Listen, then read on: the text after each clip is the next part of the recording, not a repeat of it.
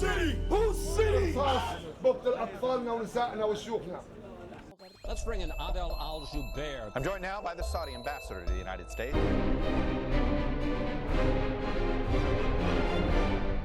ما دخلوا على بيوتهم لا تابوزينا ولا عليت ولا تنوفا ولا شتراوس ولا حليب ماتيرنا.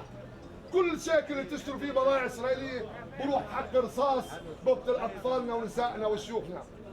In June 2013, Israel started viewing the BDS movement as a strategic threat.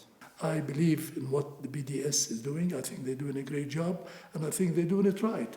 And this is a form of resistance. Look, I'm in construction.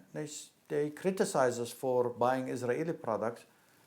80% of our products, we have no choice anyway. So cement, for example, cement we buy from the Palestinian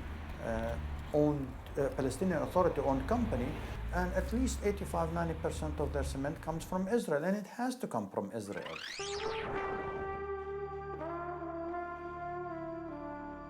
More people in New York City are homeless today than at any point since the 1930s. It's a citywide cold blue. We've got 3 floors open today.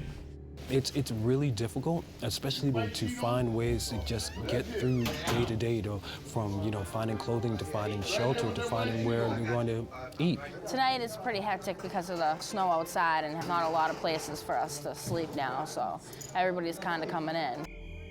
Every day in this city, people are losing their homes. If we do not act, New York risks taking on the qualities of a gated community. Whose city? Our city. Whose city? Our city. What do we want? Affordable housing. What do we want? Affordable housing. When do we want it? Now. They want to push these people out because apartments are going to be so high, they're not going to be able to afford it. What do you think the intention is? When will it be mission accomplished?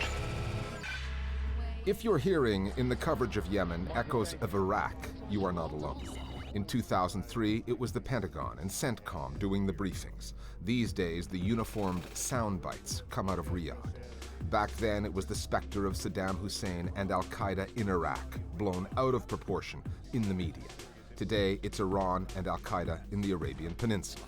Back then, it was Fox News and the New York Times, among many others, setting aside their journalism in favor of stenography. This time, regional media outlets are doing the same.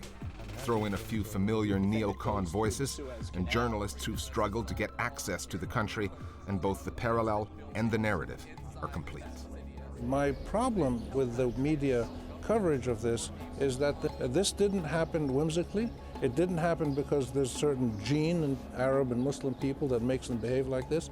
It happened because governments, including American and Israeli and British and Arab and Iranian and Turkish, these governments made decisions, and the consequences led to a wild situation with many armed groups who are sometimes your friend and sometimes your enemy at the same time. So the confusion is partly a consequence of the complexities in the region, and partly a consequence of the confusion and laziness in the minds of Western journalists.